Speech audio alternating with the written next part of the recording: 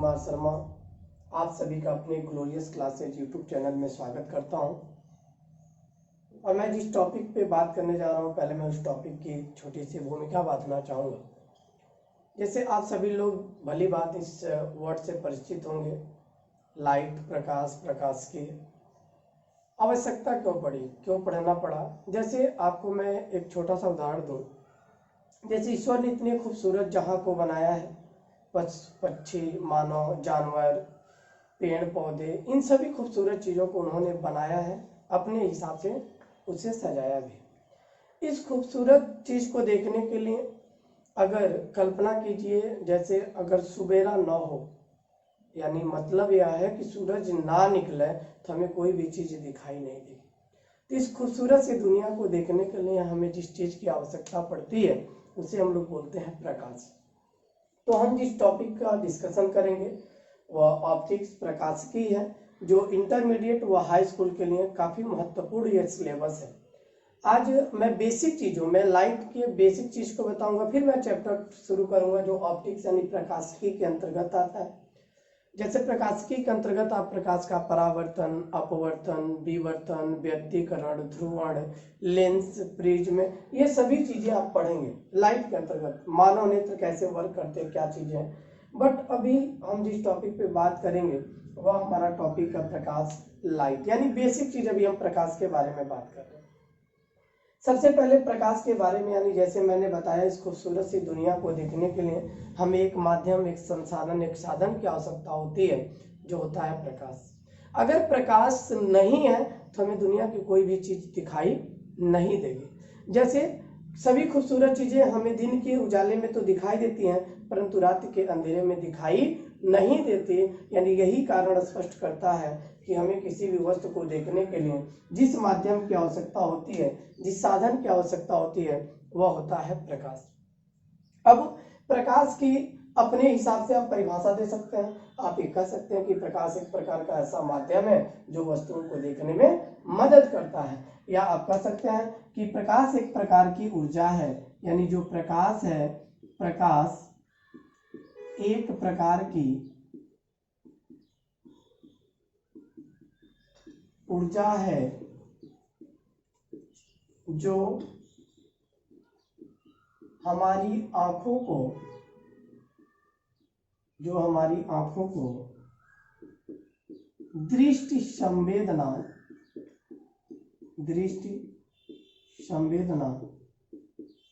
उत्पन्न करती है। अर्थात इसका आशय है दृष्टि संवेदना उत्पन्न करने का मतलब वस्तुओं को देखने में मदद करती है। अब प्रकाशिक दृष्टिकोण से इन वस्तुओं को भी दो श्रेणी में बांटा गया है। मैं बात कर रहा हूं प्रकाशिक दृष्टिकोण से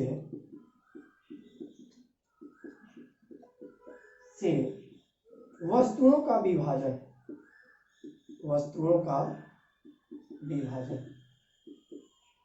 अब प्रकाशिक दृष्टिकोण से वस्तुओं को दो श्रेणी में बांटा गया है। यानी दो श्रेणी में जिन वस्तुओं को रखा गया, एक को बोलते हैं प्रदीप्त वस्तुएं,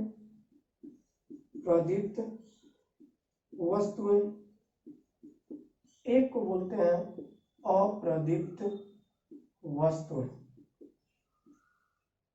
इन दोनों में हम अंतर स्पष्ट करते हैं। जैसे प्रदीप्त वस्तुएं क्या होती हैं, अप्रदीप्त वस्तुएं क्या होती हैं। सबसे बेसिक चीज यानी प्रकाश कहें, प्रकाश की परिभाषा को कहें या प्रकाश के मतलब को कहें, हमने ये समझा कि प्रकाश एक प्रकार का ऐसा माध्यम है जो वस्तुओं को देखने के लिए हमें दृष्टि संवेदना उत्पन्न करता है, यानी देखने में मदद करता है।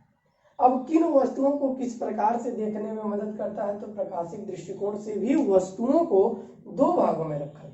एक तो प्रदीप्त वस्तुएं, दूसरे को अप्रदीप्त वस्तुएं।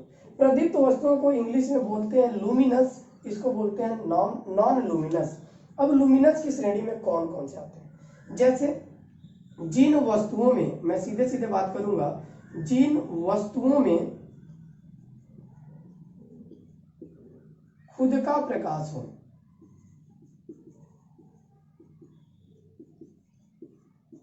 वे प्रदीप्त वस्तुएं कहलाते हैं। यानी जिन वस्तुओं में खुद का यानी स्वयं प्रकाशित होती हो वह प्रदीप्त वस्तुएं कहलाती हैं, परंतु जिन वस्तुओं में खुद का प्रकाश न हो वह अप्रदीप्त वस्तुएं कहलाती हैं। यानी जिन वस्तुओं में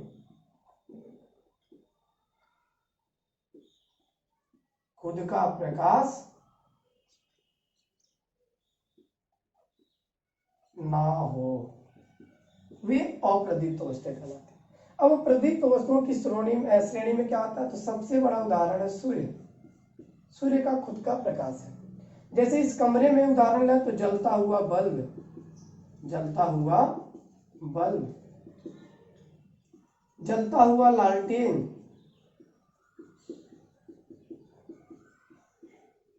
जलता हुआ लालटेन इत्यादि। यानी हम सूर्य की बात करें तो सूर्य में भी स्वतः का प्रकाश है।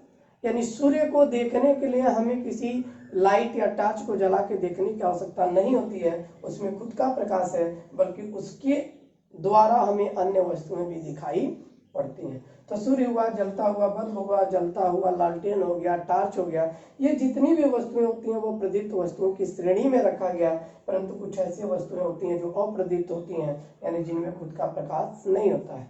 फॉर एग्जाम्पल चंद्रमा, चंद्रमा आपको चमकता हुआ दिखाई देता है, लेकिन चंद्रमा का स्वतः प्रकाश नहीं होता है, वह तो सूरज की किरणों से चमकता है। चंद्रमा हुआ, मैं बोर्ड पे लिख रहा हूँ, ये भी इसमें कोई प्रकाश नहीं है। अभी मैंने लाइट बंद कर दिया तो ये बोर्ड दिखेगा नहीं, जो मैं लिख रहा हूँ वो भी आपको नहीं दिखने वाला है। यानी बोर्ड हुआ, मार्कर हुआ, पृथ्वी हुआ, ऐसे इत्यादि आदि बहुत सारे उदाहरण हैं जो अप्रदीप्त वस्तुओं की श्रेणी में आते हैं, यानी जिनमें खुद का प्रकाश नहीं होता, परंतु प्रदीप्त वस्तुओं के कारण वह चमकती हुई दिखाई देती है। यानी ये तो हो गया प्रकाश का डिफिनेशन और प्रकाश के कारण वस्तुओं का विभाजन, किन किन प्रकार की वस्तुओं को रखा गया है। अब हम सबसे पहले और सबसे अहम बात करें तो प्रकाश की चाल यानी क्या होती है, प्रकाश की वेग क्या होती है। जैसे अगर हम बात करें प्रकाश की, तो प्रकाश का वेग निर्वात में अधिकतम होता है, निर्वात में अधिकतम होता है, जिसका मान लगभग, यानी लाइट स्पीड ऑफ लाइट को हम सी से रिप्रेजेंट करते हैं, जिसका मान 3 × 10 के पावर 8 मीटर पर सेकेंड होता है। यानी 3 × 10 के पावर 8 मीटर पर सेकेंड इसका स्पीड, इसका वेग होता है। अब ये जो प्रकाश है, प्रकाश जो जैसे मान लेते हैं, अगर सन मान लीजिए, तो सूरज से प्रकाश जो होता है धरती पे पहुंचने में, ये जो भी हम छोटी छोटी बातों पे डिस्कस कर रहे हैं, ये बहुत महत्वपूर्ण है हमारे कॉम्पिटिटिव क्लास के लिए। तो आप अगर इसको अपने माइंड में रखते हैं तो ऑप्शनल क्वेश्चन भी आप कर पाएंगे, और आने वाले भविष्य में जब आप किसी कंपटीशन में बैठेंगे तो काफी हेल्पफुल होगा। जैसे प्रकाश का जो वेग होता है, प्रकाश का वेग निर्वात में अधिकतम होता है, ये हमने पढ़ा, c बराबर 3 × 10 के पावर 8 मीटर पर सेकेंड। यानी कभी कभी प्रश्न बन जाते हैं कि प्रकाश का वेग अधिकतम किसमें होता है, तो आप बताएंगे निर्वात में। परंतु प्रकाश का वेग भिन्न भिन्न माध्यमों में भिन्न भिन्न होता है, यानी प्रकाश का वेग माध्यम पर निर्भर करता है, क्योंकि जो स्पीड निर्वात में होती है वह कहीं जल में, कांच में, हाइड्रोजन में, हीरे में अलग अलग होती है। तो प्रकाश का जो वेग होता है, मैं यहाँ छोटा सा उदाहरण एक और देता हूँ कि प्रकाश का वेग माध्यम पर निर्भर करता है। यानी जो प्रकाश का वेग होता है वह अलग अलग माध्यमों पर निर्भर करता है। यानी जैसे अगर हम बात करें पानी में, तो पानी में जो प्रकाश की चाल होती है वह c/1.33, यानी जब हम डिवाइड करते हैं तो 2.26 × 10⁸ मीटर पर सेकेंड होता है। यह पानी में है। पानी के बाद अगर हम प्रकाश की चाल की बात करते हैं, हाइड्रोजन में क्या होगा, तो हाइड्रोजन में प्रकाश की चाल, उसका जो द्रव्यमान होता है, अगर डिवाइड करते हैं तो इसका मान लगभग 2.98 × 10 के पावर 8 मीटर पर सेकेंड होता है। पानी में अलग है, हाइड्रोजन में अलग है। ऐसे ही हम बात करते हैं, अगर हम इसके माध्यम को हीरे में देखें, यानी स्पीड को, तो हीरे में जब देखेंगे तो हीरे में जो प्रकाश की चाल होती है वह 2.4 यानी लगभग 2 जब डिवाइड करेंगे तो आएगा 1.24 इंटू 10⁸ मीटर पर सेकेंड। यानी इसका मतलब जैसे अगर हम निर्वात की बात करते हैं तो निर्वात हमारा विरल माध्यम है, जो निर्वात होगा वह विरल माध्यम है। बाकी हम किसी पानी की बात करते हैं, हीरे की बात करते हैं तो वह सघन माध्यम होता है। यानी सघन माध्यम में जो वेग होता है वह कम होता है, यानी धीरे धीरे घटता जाता है, न्यूनतम होता है, जबकि विरल माध्यम में वेग क्या होता है, अधिकतम होता है। यानी आप ये अंतर स्पष्ट कर सकते हैं कि प्रकाश का जो वेग होता है वह विरल माध्यम में अधिकतम जबकि सघन माध्यम में न्यूनतम होता है। तीन चार महत्वपूर्ण बिंदुओं को आप नोट करें, फिर इसके बाद मैं अन्य बिंदुओं को बताता हूं।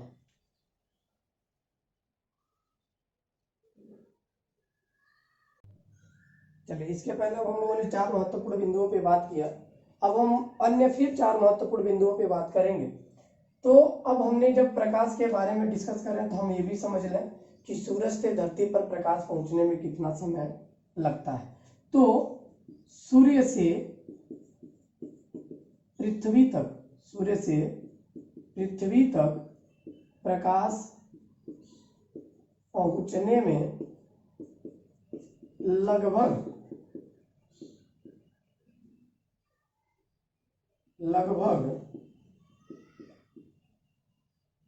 8.5 मिनट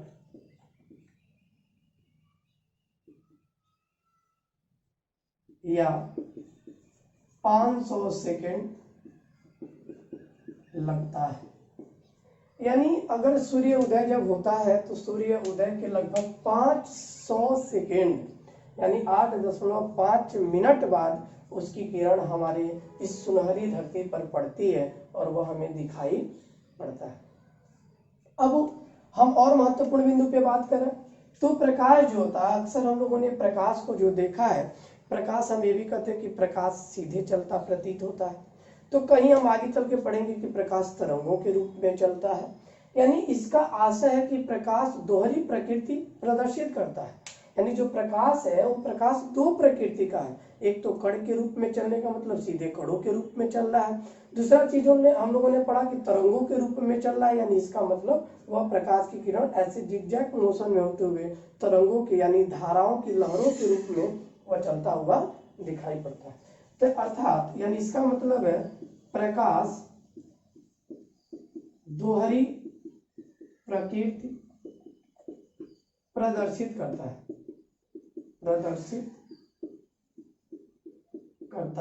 है। अब जो प्रकाश है वो दोहरी प्रकृति प्रदर्शित करता है, एक तो कण के रूप में यानी कण के समान, तो दूसरा तरंग के समान यानी तरंगों के समान। यानी ऐसा हम लोगों ने पढ़ा, आगे पढ़ेंगे भी जब पूरा ऑप्टिक्स हम डिस्कस करेंगे तो ये पॉइंट भी क्लियर होगा कि कण के समान कब हम पढ़ते हैं, तरंगों के समान हम कब पढ़ते हैं। जैसे कण के समान की हम बात करें तो कण के समान में जब हम लोग पढ़ेंगे यानी ऑप्टिक्स के चैप्टर को डिस्कस करेंगे, यानी प्रकाश, विद्युत प्रभाव, कांपटन प्रभाव इत्यादि। तो ये जो भी चीजें हैं यह प्रकाश के कण के सिद्धांत के आधार पर आधारित है। लेकिन जब हम व्यतिकरण चैप्टर को पढ़ेंगे, व्यतिकरण, विवर्तन, ध्रुवण इत्यादि, यानी जब हम इन टॉपिक इन बिंदुओं पर बात करेंगे तो हम उस समय प्रकाश की जो प्रकृति पढ़ रहे होंगे वह तरंगों के रूप में हमें स्पष्ट होगी। यानी वह प्रकाश की प्रकृति हमें तरंगों के रूप में दिखाई देगी। अब जो सातवां महत्वपूर्ण बिंदु है, तो सातवां महत्वपूर्ण बिंदु ये भी होता है कि प्रकाश को अक्सर हम लोगों ने सीधा देखा, मतलब ऐसा प्रतीत होता है कि सीधा चल रहा है, बट वास्तव में ऐसा होता नहीं है। तो प्रकाश जो होता है, प्रकाश सीधा चलता हुआ प्रतीत होता है। यानी यानी इसकी वास्तविकता नहीं है, बट इमेजिन जब हम करते हैं, जब हम देखते हैं प्रकाश को, ऐसा लगता है कि प्रकाश जो है वह सीधा चलता हुआ प्रतीत हो रहा है। ऐसा क्यों होता है? क्योंकि यहाँ कारण भी हम लिख रहे हैं, क्योंकि प्रकाश की तरंग दैर्ध्य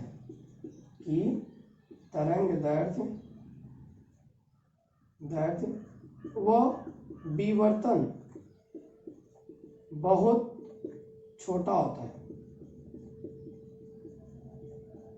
बहुत छोटा होता है।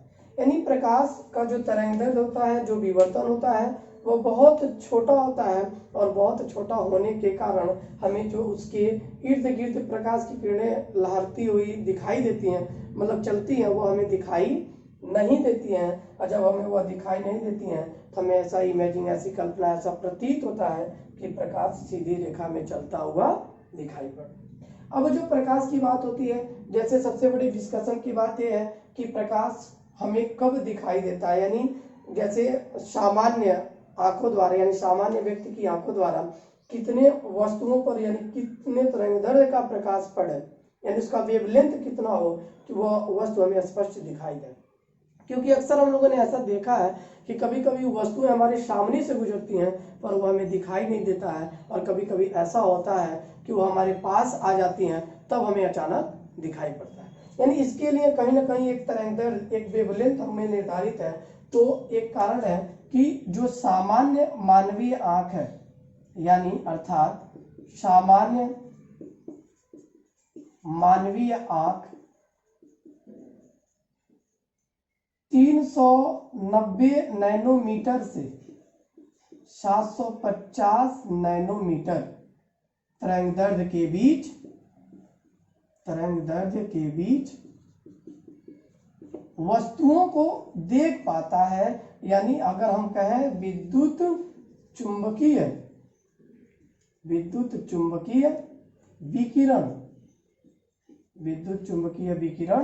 को स्पष्ट रूप से देख सकता है।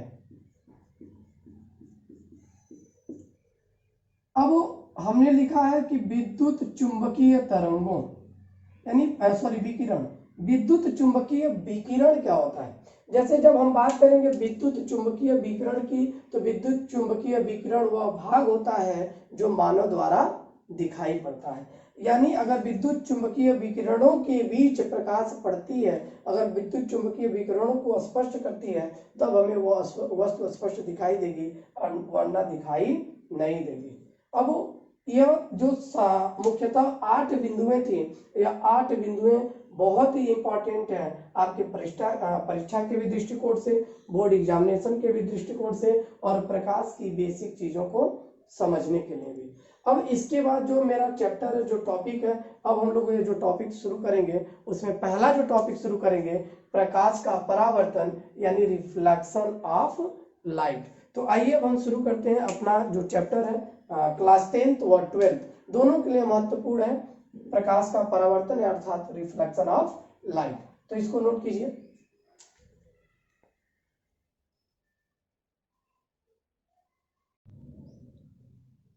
तो आइए अब हम ऑप्टिक्स यानी प्रकाशिकी के अंतर्गत जिस पहले टॉपिक की शुरुआत कर रहे हैं, वह क्लास 10th और 12th के लिए काफी महत्वपूर्ण है, और चैप्टर का नाम है हमारा रिफ्लेक्शन ऑफ लाइट।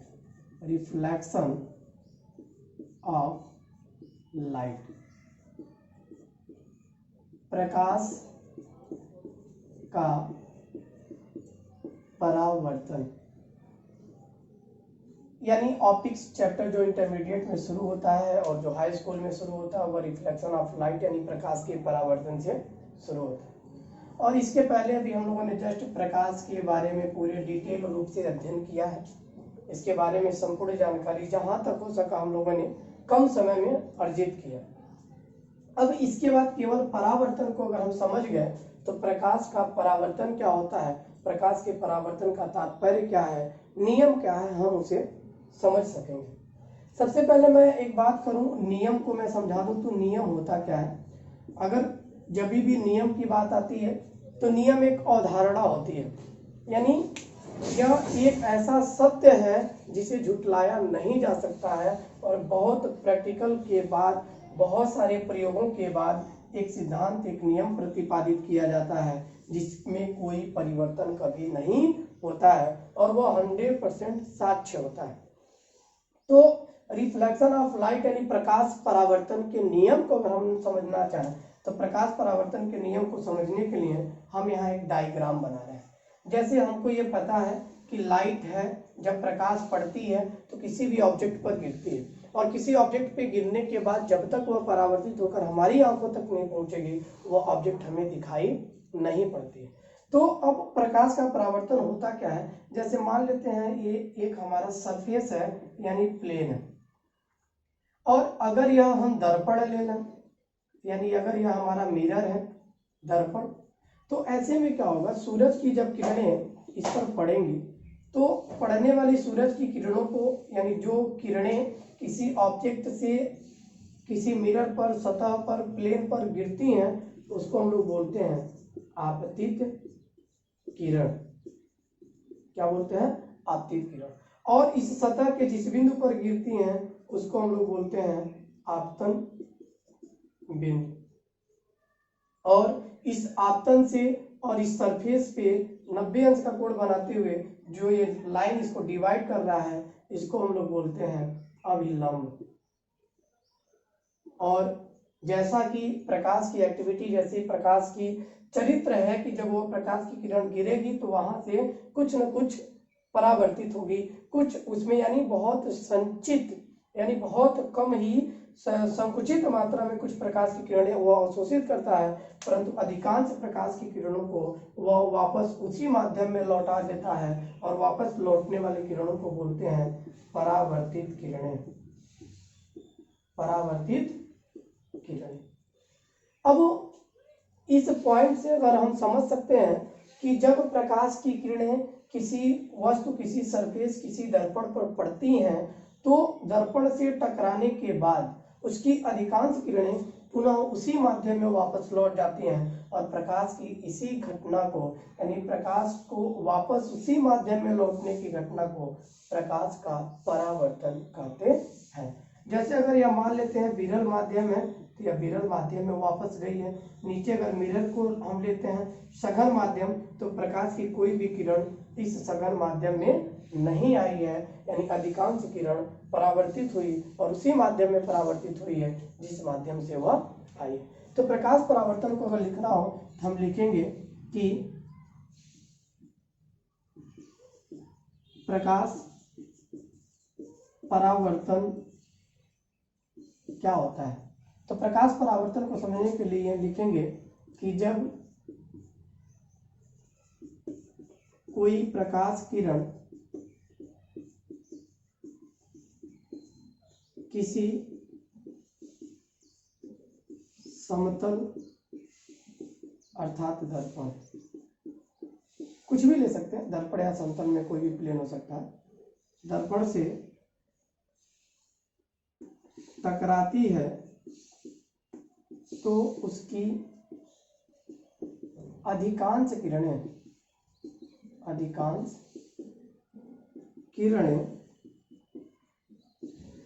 टकराने के बाद पुनः उसी माध्यम में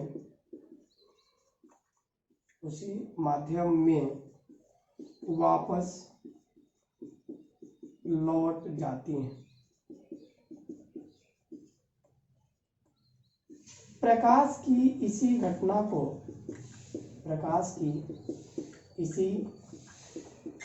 को प्रकाश का परावर्तन कहते हैं।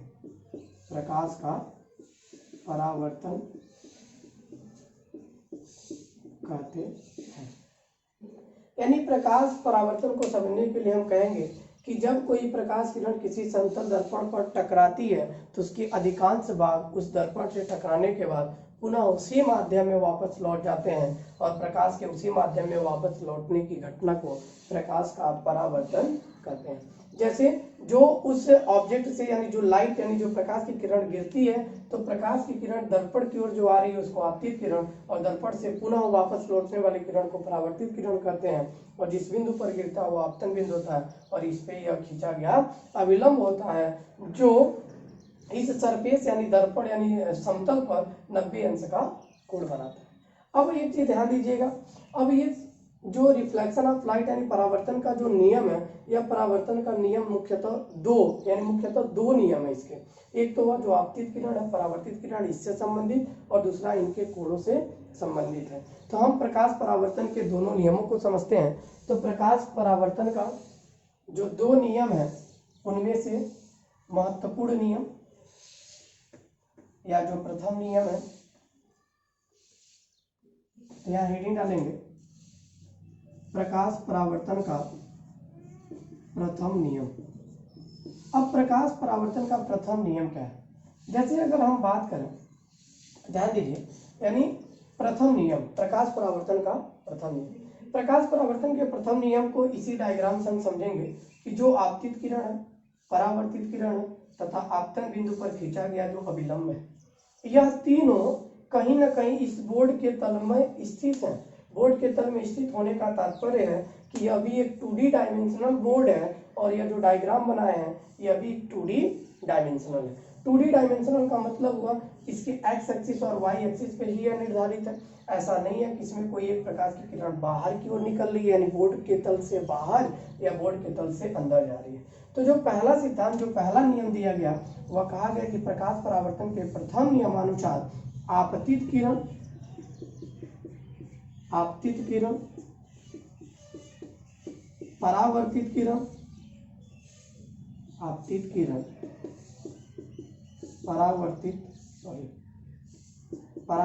किरण तथा आपतन बिंदु पर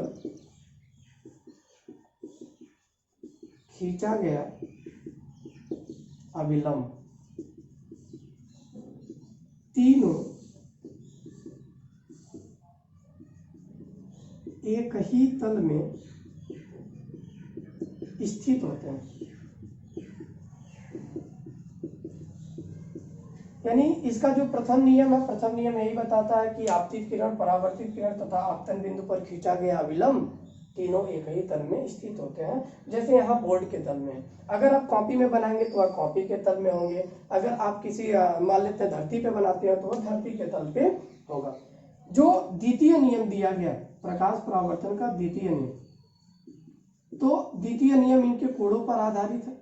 और प्रकाश परावर्तन का द्वितीय नियम का जब प्रयोग किया गया तो देखा गया कि अगर ये आपतित किरण हम देखते हैं कि जितने तरफ, जैसे मान लेते हैं अगर ये आपतित किरण को हम अविलंब की ओर लेते जाएं तो परावर्तित किरण भी वापस अविलंब की ओर झुकती जाती है, और जैसे जैसे अविलंब से दूर ले जाते हैं तो वो भी दूर होती जाती है। अर्थात कहीं ना कहीं आपतित किरण के कोण यानी आपतित किरण और अविलंब के बीच यह जो बना कोण आपतन कोण होता है, आपतन कोण, वह आपतन कोण का मान इस परावर्तन कोण के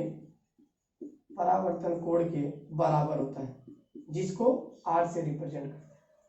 अर्थात जो द्वितीय नियम बताया गया, द्वितीय नियम में बताया गया कि आपतन यानी परावर्तन कोण का मान